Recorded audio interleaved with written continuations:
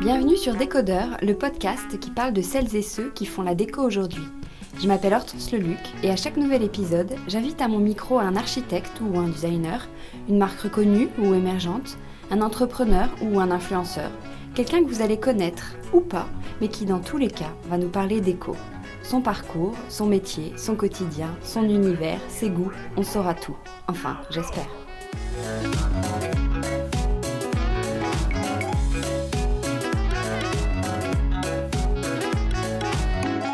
Il y a quelques jours, la Redoute Intérieure m'a proposé de prendre les rênes de leurs réseaux sociaux le temps d'une journée presse. C'est là que j'ai pu rencontrer Marie Hermé-Noulet, qui est à la tête du bureau de style de la Redoute Intérieure.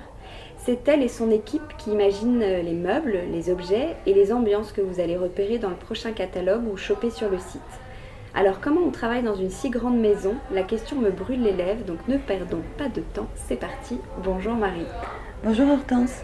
Alors je viens de le dire, tu diriges le bureau de style de la Redoute Intérieure. Concrètement, ça veut dire quoi? Quel est ton métier au quotidien? Mon métier, en fait, c'est de travailler avec mes designers et les chefs de produits de la Redoute Intérieure afin de concevoir une collection de meublants, de luminaires, de tapis et de linge de maison.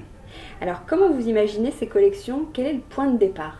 Alors, le point de départ, en fait, nous avons une chance extraordinaire, c'est qu'on travaille depuis plusieurs années avec Elisabeth Le Riche, une tendanceuse que tu connais bien, qui, en fait, nous propose chaque année des histoires qui sont liées, en fait, à 3 grands styles que nous avons déterminés pour la Redoute Intérieure. Alors ces styles, on les communique pas forcément à nos clientes, mais pour autant elles cadrent la collection et donc Elisabeth nous propose donc des tendances avec des histoires qu'on va devoir interpréter, travailler pour une collection. Mais Elisabeth, elle est assez pointue. Est-ce qu'elle rend son travail accessible pour complètement. vous ou c'est vous qui retenez que ce qui vous semble le plus approprié? Pas du tout, justement, c'est ça qui est super intéressant, c'est qu'en fait Elisabeth, elle est multicarte, elle est capable de travailler pour des grands noms de l'édition, mais aussi pour nous, et je crois que ça l'amuse énormément. Et on est vraiment sur la même longueur d'onde, à savoir qu'elle est complètement maintenant, elle connaît très bien la plateforme de marque et elle nous propose justement des histoires qui sont totalement accessibles et qu'on peut interpréter. Et ensuite, alors comment vous travaillez? Quelles sont les étapes jusqu'à la mise en ligne ou la distribution des catalogues dans notre boîte aux lettres? Alors, pour faire une collection, on commence 1 an et demi avant, Oui. Avant le produit fini. Donc la première étape, j'en ai parlé, le travail d'Elisabeth qui nous propose donc les grandes tendances. À partir de cela, on travaille en workshop avec les chefs de produits qui nous montrent leurs différentes gammes, qui nous disent voilà, cette année j'ai besoin de renouveler 30% de ma collection selon des objectifs précis. Et donc par rapport à ça, on regarde les histoires et on définit ensemble, par style, par histoire, les nouveaux produits qui vont être proposés. Les designers travaillent sur des formes que nous validons aussi avec les chefs de produits. On envoie tout ça à nos fournisseurs qui font des prototypes. Les prototypes arrivent, ils sont validés par moi, par les designers, chefs de produits ainsi que l'équipe qualité. Une fois que c'est bon, ça part en production. Puis après, on travaille sur le catalogue pour pouvoir proposer les produits. Et donc voilà, 1 an et demi après, tout est fait. D'accord. Mais est-ce que tous les produits imaginés sont commercialisés? Non. Non, on ne peut pas en fait, parce que finalement en workshop, quand un chef de produit nous dit je dois renouveler 30% de sa collection, ça peut très bien par exemple, je ne sais pas, représenter, admettons, sur une catégorie, j'en sais rien, 10 ou 15 buffets, nous on a l'idée de 30 buffets. Donc dans le fond, il y a des dessins qui sont faits, certains sont réalisés en prototypage ou pas, et puis quand ils sont réalisés en prototypage, parfois on se rend compte que finalement ce qu'on a imaginé ça tient pas debout, ça ne rentre plus dans l'histoire et on laisse tomber. Et combien vous produisez de nouveaux produits par an? Alors en fait, moi je vais plutôt te parler en pourcentage, puisque en fait la collection elle grandit au fur et à mesure des années, mais on a une collection annuelle notamment sur le meublant et les luminaires, ça représente en moyenne 30% de renouvellement. Et puis on a 2 collections pour le linge de lit notamment, et c'est une moyenne de 50% de renouvellement par saison. D'accord. Et est-ce que vous imaginez, tu en parlais un petit peu tout à l'heure, vous imaginez d'abord les produits et vous les accolez à des styles, ou vous pensez d'abord à des styles que vous souhaitez mettre en avant et vous créez les produits qui iraient avec? En fait, c'est un peu les deux. Ouais. C'est-à-dire qu'en fait, les styles nous sont proposés via les histoires, donc forcément, ça nous oriente vers un style. Et en fait, la démarche en workshop, elle est intéressante, c'est-à-dire que comme on renouvelle, entre Workshop, guillemets, tu peux nous dire ce que c'est un un petit peu workshop, plus en fait, c'est vraiment un moment d'échange qui est important, c'est-à-dire qu'autour d'une table, on va retrouver les chefs de produits, leurs assistantes, bien sûr, et puis les designers, et moi. Et donc, Ils n'ont pas tous les mêmes objectifs, en fait. alors, on a quand même un objectif commun, hein, c'est-à-dire le chiffre. On Ouais. est quand même dans une boîte voilà, avec un objectif bien sûr commercial. Et je dirais que si les objectifs se rejoignent, parce que de toute façon l'idée c'est de faire une gamme qui soit la plus belle possible, accessible. Donc l'objectif est quand même commun. Et donc pendant par exemple une journée, par catégorie de produits, on va réfléchir ensemble à ce qu'on va pouvoir travailler de nouveau finalement. Et j'ai oublié le début de ta question. Alors là, tu vas me coincer, je l'ai oublié aussi. C'est Est-ce quoi, que hein vous imaginez d'abord les produits Ah oui, et c'est les ça. styles, ou les styles et les produits? C'est ça, c'est ça. Et donc oui, pour répondre à ta question, donc en fait les styles en effet nous orientent Ouais. vers certains produits. Et puis parfois, il y a, je dirais que plus qu'un produit, c'est la fonctionnalité d'un produit. Par exemple, on va se rendre compte qu'on est déficient sur des tables particulières avec des allonges. On n'en a pas assez, ça cartonne chez nous. Donc ce produit-là, finalement, on va en dessiner, on le sait, et puis on va après l'inscrire dans un certain style. Donc tu vois, en fait, les deux choses, finalement, elles ne sont pas décorrélées. On doit quand même les travailler ensemble. Alors la Redoute, c'est une grosse machine. Est-ce que toi, tu as 10 personnes au-dessus de toi qui doivent valider tes choix ou tu es assez libre? Alors, moi, j'ai une chance extraordinaire, c'est de travailler pour la Redoute, justement. Oui, la Redoute, c'est une vieille dame, une grosse machine, mais qui a pris un sursaut, enfin, un élan de nouveauté il y a quelques années. Et non, moi, réellement, je suis très, très libre dans mes choix, dans la façon de fonctionner. Bien évidemment, je dépends du service commercial, donc je dois faire en sorte que la collection, elle soit bien sûr commerciale, mais commerciale, ça ne veut pas dire faire du moche, au contraire. On doit justement essayer de faire du beau avec des prix accessibles, et je suis vraiment très libre, hein. Oui, c'est assez T'as pas à formidable. te battre pour défendre un style auquel Non, tu crois ou mais un non. meuble qui pourrait être un peu en Non, décalage. alors, bien sûr, parfois, on pourrait se battre sur certains sujets parce que on sait très bien que parfois le commerce a du mal avec du style et inversement. Bon, il s'avère que c'est vraiment très rare qu'on soit obligé de se battre. Il y a une confiance qui s'est instaurée entre le commerce, donc les chefs de produits et le style, puisqu'ils savent très bien qu'on va dans le même sens qu'eux. En effet, moi j'en ai connu, et puis ça arrive tout le temps, que le style soit dénigré parce qu'il est fou, parce qu'il va proposer des choses complètement hallucinantes, beaucoup trop prospectives, et des commerciaux purs et durs qui disent mais ça marchait comme ça depuis 10 ans et on va continuer. Non, à la Redoute, c'est pas du tout comme ça. De toute façon, les risques sont toujours limités. Le principe du commerce du 80-20, on le connaît tous. C'est-à-dire qu'on va assurer 80% de nos chiffres, et puis il y a 20% qui vont nous permettre de tester des choses. Et c'est ce qu'on fait. Et finalement, en prenant cette liberté, en prenant ce risque mesuré de faire des nouvelles choses, on se rend compte que des nouvelles tendances apparaissent, que nos clients sont réceptifs, et ça nous permet du coup d'ouvrir sur d'autres marchés. Non, c'est vraiment... c'est extraordinaire de travailler comme ça.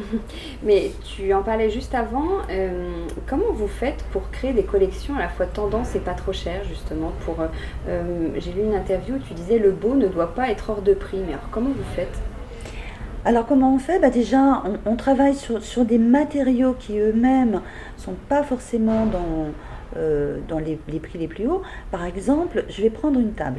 Nous avons des tables qui sont en massif, sauf qu'on peut très bien, par exemple, travailler sur un joli pain massif, ce qui permet finalement d'avoir une alternative au chêne. Et si on veut du chêne, on travaille par exemple sur du plaquage. Alors c'est du vrai chêne, mais ça nous permet justement de pouvoir avoir des prix qui sont beaucoup plus accessibles. Voilà typiquement. Alors bien évidemment, par exemple sur le linge de lit, on a des gammes de lin lavé. Et le lin lavé, en effet, ça s'est quand même démocratisé, mais ça reste un peu cher. Pour autant, nous n'avons pas de lin lavé imprimé. On préfère travailler sur des matériaux qui sont tout aussi jolis, de la percale, du coton lavé, ce qui nous permet finalement d'avoir des prix qui sont beaucoup plus accessibles avec un dessin peut-être un peu plus pointu. Alors, grande question Marie, quelles sont les tendances déco actuelles? Alors, les tendances déco actuelles, elles sont multiples et c'est ça qui est intéressant. On a quand même toujours la tendance de ce vintage 50 quand même toujours très très présent. Alors certaines stylistes diront oui, on en a marre de cette tendance, hein, de ce scandinave vintage. Pour autant, je pense que la cliente elle y est toujours parce que c'était quand même une époque, et on le voit, on l'a remis au goût du jour, finalement les lignes étaient bien tirées, elles étaient belles, il y avait des beaux matériaux. Donc ça, c'est toujours d'actualité. Toute la tendance du naturel, le rotin, bien évidemment, il y a eu une déferlante, et surtout ça, avec les beaux jours qui arrivent, on a envie de ça, de tout ce côté nature, bois brut, tressage. Et en parlant du tressage, bien évidemment, le canage. Nous, on le voit bien dans nos collections, c'est un vrai carton. D'ailleurs, on a étiré le canage sur d'autres meublants. On a aussi travaillé des canages et des tressages différents. Mais cette tendance naturelle, elle est très très forte. Et en termes de couleurs? Les couleurs, on a toujours des coloris doux, hein, qui sont vraiment issus du Scandinave, que ce soit des roses poudrées. Mais ce qui est intéressant, c'est qu'en fait, on les a vraiment associés à des coloris caramel, un peu tous ces coloris un peu roux qui viennent un peu réchauffer le rose. Le jaune est toujours très très présent, le jaune safran, notamment le jaune moutarde, hein, qui a fait une percée extraordinaire et qui est toujours présent. Et puis l'arrivée des coloris froids, massifs sur le vert eucalyptus et le bleu de Prusse ou bleu de marine. Et côté matière? Alors les côtés matières, ben justement sur le canage, toutes les matières naturelles, le bois brut, le chêne, que ce soit en plaquage ou en massif, très très très présent. Et puis après, on a tout le lin. Le lin qui est vraiment d'actualité, que ce soit en linge de lit, que Et ce comment soit... on explique cette percée du lin? Tout le monde ne parle que de lin. Alors, je pense déjà percer du lin parce que le lin s'est démocratisé. Avant, le lin, c'était vraiment réservé à une élite. Le lin a eu mauvaise presse, je dirais, pour la cliente un peu lambda, sans être du tout péjorative, hein. C'était cher, ça grattait. Et en fait, le lin s'est démocratisé avec le lin lavé. Tout d'un coup, il est devenu doux. Donc ça, je pense que d'un coup, il y a eu beaucoup moins de réticence sur ce produit. Comme forcément, on en a vendu de plus en plus, il est devenu moins cher. Et surtout, c'est qu'il a ce côté... Avant, le lin aussi, c'était à part les Italiens qui adoraient les costumes froissés. Le lin, c'était ah maintenant, mais c'est pas bien repassé, ça fait des plis. Et justement, maintenant, ce côté loose, très naturel, qui lui donne une vraie valeur naturelle, est vraiment devenu un axe de commercialisation. Donc, on a le lin de ce côté. En plus, on s'est rendu compte que le lin, c'est chaud l'hiver et c'est frais l'été. Donc, c'est vraiment un produit qu'on peut avoir toute l'année. Et après l'autre matière, alors qui peut-être sera un petit peu moins d'actualité en termes de vente sur l'été bien évidemment, mais c'est le velours, le gros carton du velours, tous les canapés en velours. Parce que l'intérêt du velours, c'est que c'est très facile d'entretien. Contrairement à ce qu'on peut croire, faites une tache sur du velours, un velours de coton. Ça fait presque luxueux comme matière. Alors c'est luxueux et en même temps c'est extrêmement pratique. Et surtout c'est que ça a ces tons profonds, changeants. On peut vraiment s'amuser avec du velours. Et puis bon...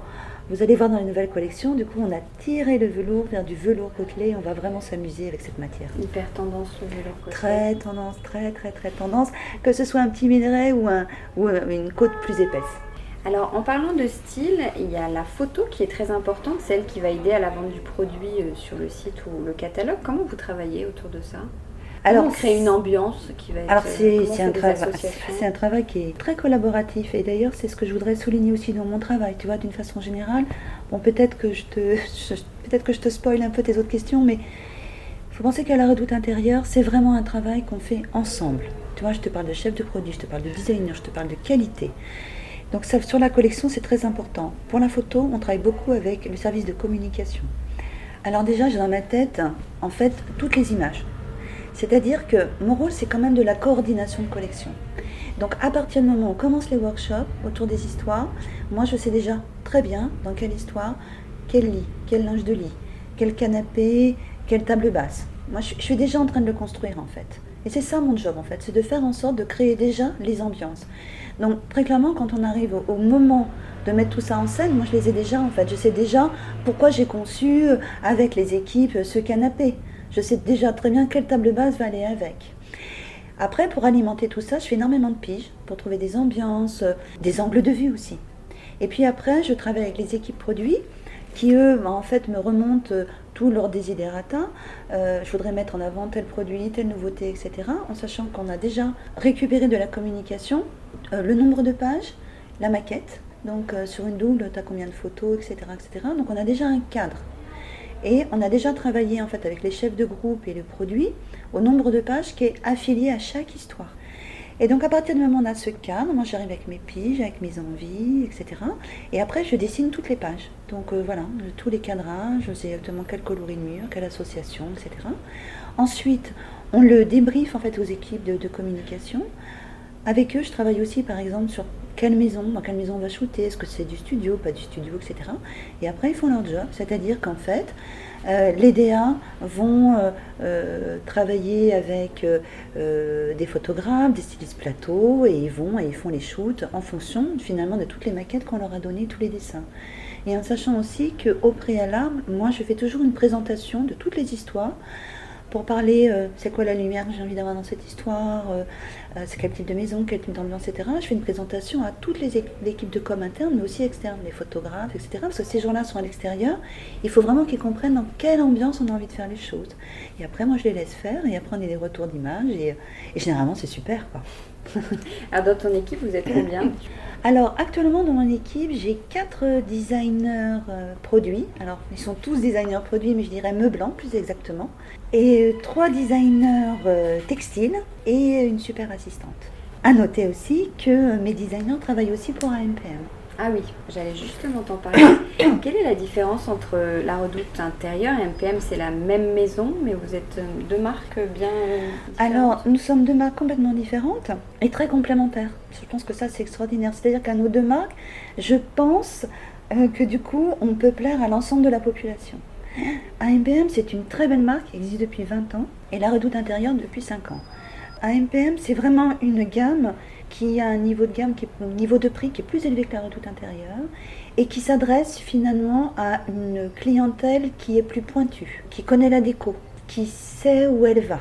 Alors que La Redoute Intérieure, finalement, on s'adresse plus à des familles. Déjà, en plus, on accompagne, je pense, la famille dans son évolution, que ce soit l'étudiant, le jeune couple avec enfants, etc.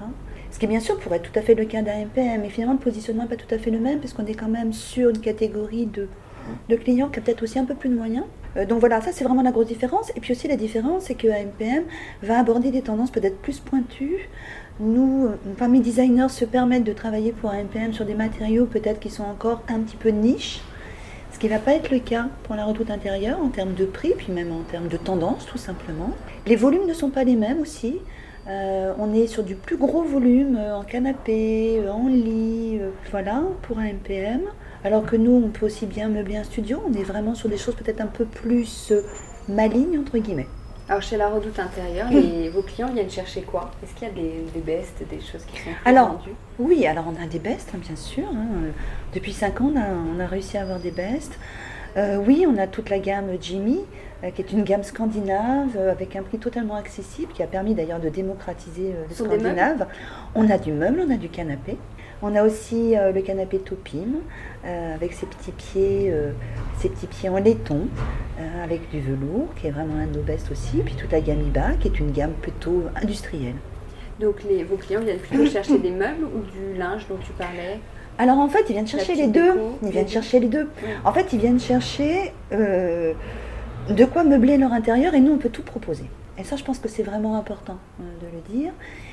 Traditionnellement, La Redoute a toujours vendu beaucoup de linge de lit. C'était moins le cas sur les meublants, parce que c'est pas quelque chose qu'on avait vraiment développé. On avait finalement une offre qui était plutôt basique, assez fonctionnelle ou très traditionnelle. On a voulu ouvrir justement le débat pour permettre que tous les styles soient exprimés, enfin tous les styles, en tout cas que beaucoup de styles soient exprimés. Et ils viennent chercher les deux, c'est-à-dire que chez nous, l'intérêt c'est qu'ils peuvent trouver le lit, mais le linge de lit qui va avec. Ils viennent chercher le canapé, la table basse, le tapis, l'objet déco, le luminaire. Par exemple, on fait des tables, mais depuis peu on fait de la vaisselle et ça marche très très bien. Voilà, c'est-à-dire que finalement on peut proposer une déco complète. Et justement, il y a quelques années encore, si je peux me permettre, La Redoute n'était pas autant regardée qu'aujourd'hui. Vous êtes vraiment un acteur important. Comment ça a basculé? J'ai l'impression que c'est peut-être depuis que la marque La Redoute Intérieure a été créée. Ah oui, certainement. Je pense que ça a joué. La marque La Redoute Intérieure a été créée il y a 5 ans.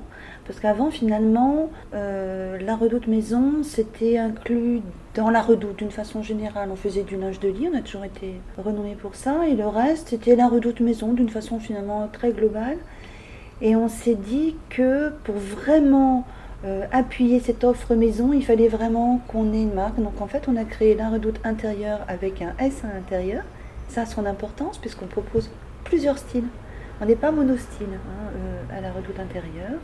Et c'est vrai que l'idée même d'avoir une marque, ça nous a permis vraiment de nous exprimer et de proposer une offre qui est cohérente. Et donc je pense que c'est ça qui fait que tout d'un coup, cette marque commence à être reconnue. Est-ce qu'en termes de tendance, il y a des passerelles avec la mode, avec la Redoute?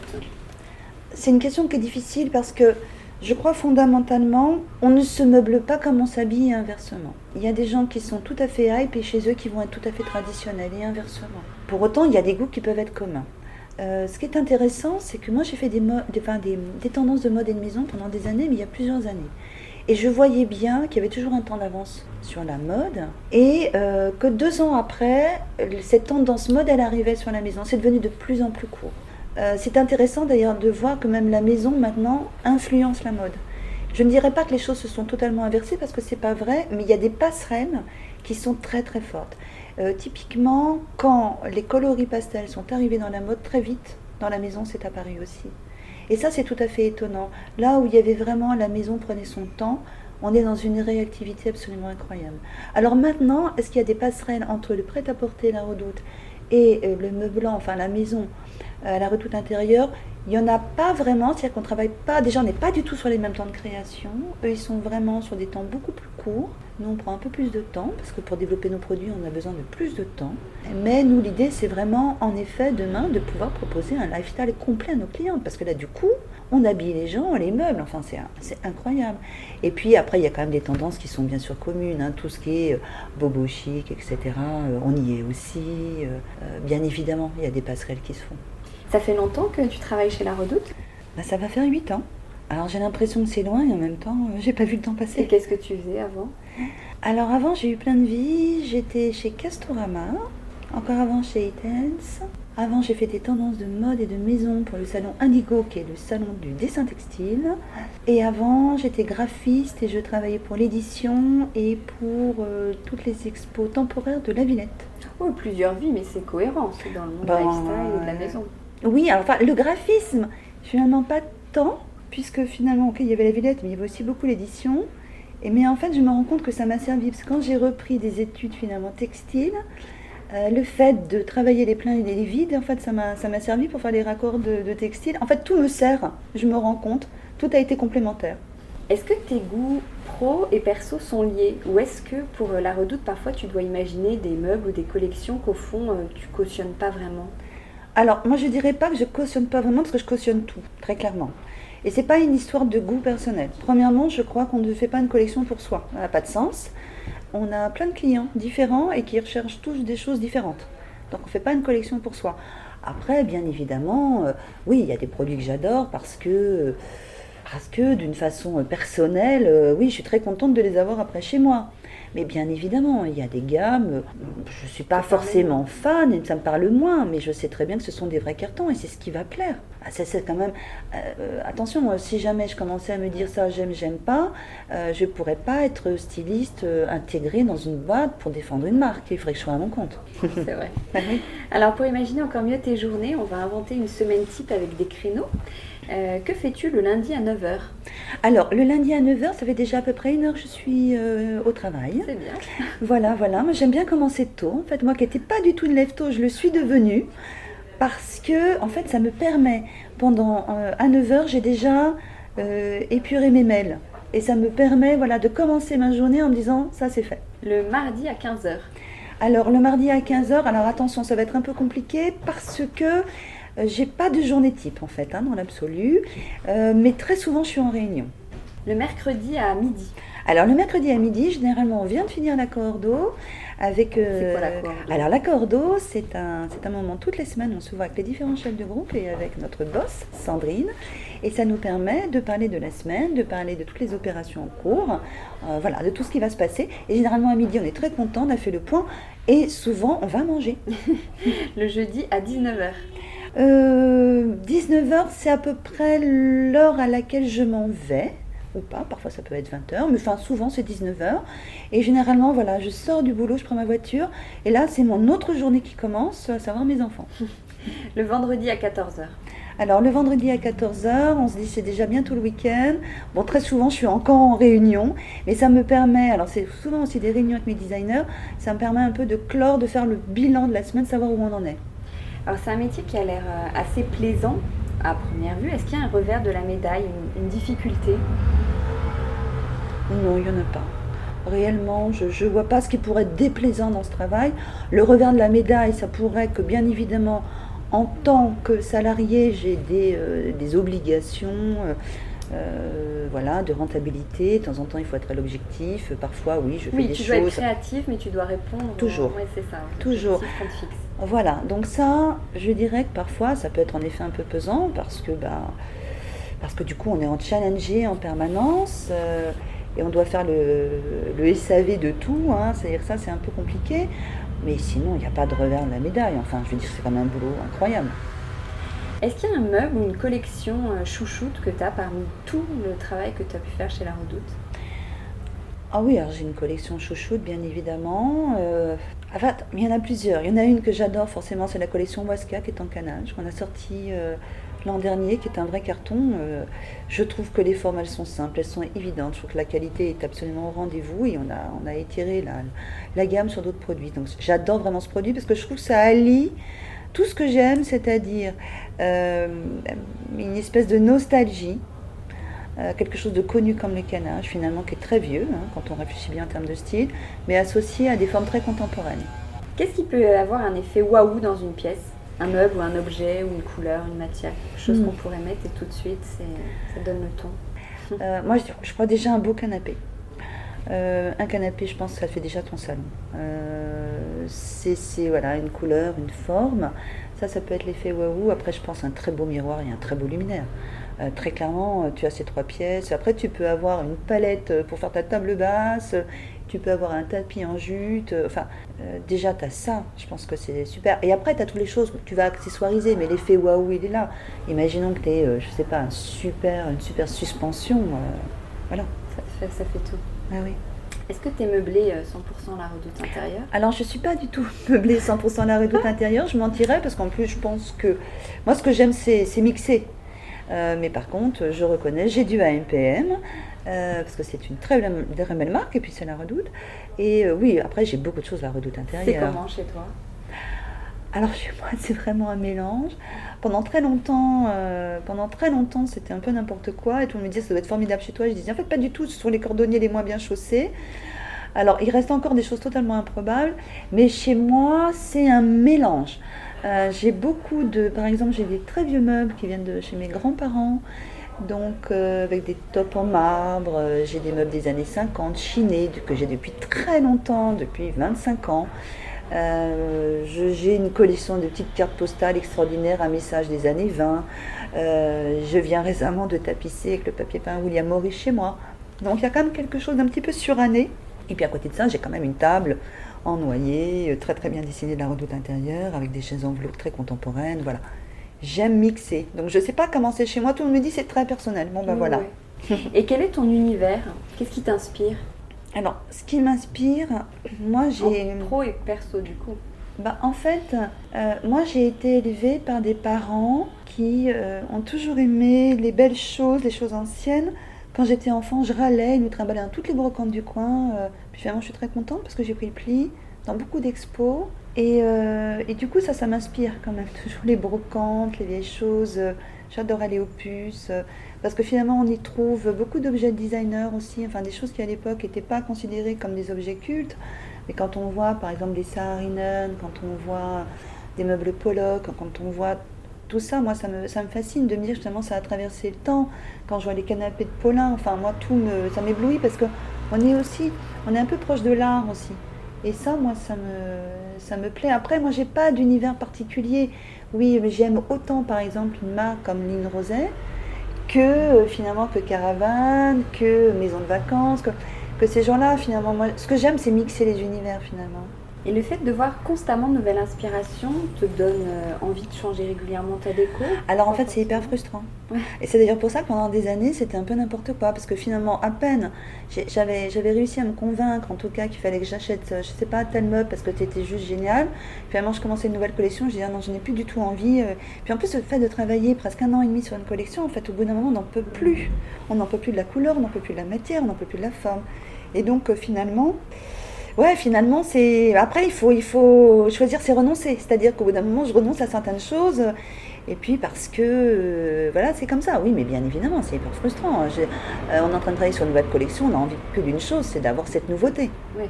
Bien sûr, mais moi, on peut pas. J'ai pas 2 maisons, mais il faudrait que j'ai, je sais pas, 2 maisons, 3 appartements, ça serait formidable. Mais bon, j'en suis pas encore là. Quelle est la pire faute de goût selon toi? Pour moi, il n'y a pas de faute de goût. Alors, je dirais peut-être le total look. Allez, le total look. Mais il n'y a pas de faute de goût. Et même le total look, c'est-à-dire? Bah, le total look, ce serait de tout bien faire coordonner. Mais je dirais que ça, à la limite, En termes de couleur, en termes de couleur, de style de meuble? de style de meuble, c'est-à-dire que tout d'un coup, j'ai acheté le lit qui va avec ma table de chevet, qui va avec mon armoire, qui va avec ma penderie. Voilà. Mais après, il y a en même temps, est-ce que c'est une faute de goût? Enfin, moi, je crois qu'il n'y a pas de faute de goût. Je crois qu'on a tous nos goûts. Et de toute façon, le bon goût de l'un et le mauvais goût de l'autre, voilà. Je crois qu'il n'y a pas de faute de goût, en fait. Quel est l'objet déco le plus précieux que tu as pu avoir? Ah bah écoute, c'est pas compliqué, c'est une carafe et des verres Saint-Louis qui datent des années 40, qui me viennent de mes grands-parents et que j'ai eu presque intact, puisque sur les 8 verres à pied qui sont sublimes, il y en avait 7 et mon imbécile de chat en a déjà cassé 2. J'étais dans un désespoir total et au bout d'un moment je me suis dit, bah c'est comme ça, donc je vais essayer de les faire réparer, mais rien n'est moins sûr. Mais voilà, c'est ce que j'ai de plus précieux, je pense. Quel est ton dernier achat déco? Alors, mon dernier achat déco, c'est mon papier peint William Morris. Mais juste avant ça, c'était la suspension Mauricio de la Redoute intérieure. Et est-ce qu'il y a un objet ou un meuble dont tu rêves? Ah bah oui, oui, bien évidemment, il y en a beaucoup. Il y en a beaucoup. Si je pouvais avoir des chaises Werner, la longue chaire de Hims par exemple. Oui, il y a des objets comme ça, iconiques, oui, que je rêverais d'avoir, bien évidemment. Après, il y a quand même une suspension absolument iconique que j'adore, qui est quand même la Vertigo, de Constance Guisset pour Petite Friture. Et mes amis, pour mon anniversaire, m'ont fait le grand bonheur de me l'offrir, et je l'adore. Ouais. Est-ce que tu as un mantra? Alors, le mantra de mon enfant, c'est « ce qui ne tue pas rend plus fort ». Ma mère me disait ça en permanence, donc c'est un peu violent. Mais en tout cas, ça a le mérite de ne pas s'apitoyer, de toujours aller de l'avant. Et mon mantra, c'est en effet de regarder le passé parce que finalement, il peut enrichir votre avenir, mais en tout cas, jamais s'y attarder. Je pense que moi, je suis toujours orientée vers l'avenir. Alors, on va terminer avec les questions à Wattmill. Oui. La Redoute, donc ta société est installée à Roubaix. Oui. Mais souvent on dit que les tendances, c'est plutôt à Paris que ça se passe. Oui. Alors Paris ou Roubaix? Alors là, tu me poses, ça va être compliqué pour moi parce que moi je suis parisienne de naissance. Donc là, c'est compliqué. Mais je suis devenue une nordiste de cœur. Donc moi je dirais quand même Roubaix du coup. Bah oui. Si je te dis espèce et bourbousse, tu sais ce que ça signifie? Ah non, ah oui, non mais tu l'as, oui, bourbousse, non c'est boubourse. Ah, je recommence alors, espèce et bourbousse? Non, espèce et boubousse? Non, tu sais pas bien dire, non c'est espèce, je vais plus le dire, attends, espèce et boubourse. Alors ça veut dire quoi? Bah ça veut dire espèce de babache, ça veut dire... Espèce d'idiot? Bah oui. Voilà, c'est ce qu'on dit à tous les gens qui se moquent des gens du Nord justement. Bah oui, faut pas s'en moquer. Écoute, moi c'est pas compliqué, je suis parisienne, comme je te disais, de naissance. Je suis arrivée pour mes études textiles dans le Nord et moi je suis tombée amoureuse du Nord. C'est-à-dire que toute ma famille vit ici et très souvent même mes amis me disent « tu reviens quand à Paris ?» J'ai dit « non mais attendez, je pense que c'est même pas le sujet en fait. » J'ai trouvé une famille là-bas, franchement, des gens extraordinaires. Je trouve que la chanson d'Enrico Macias, qui est tellement cliché, tu sais, les gens du Nord ont dans le cœur le soleil qui n'a pas dehors, mais en fait elle est vraie. Merci beaucoup Marie. Mais merci Hortense pour cet échange.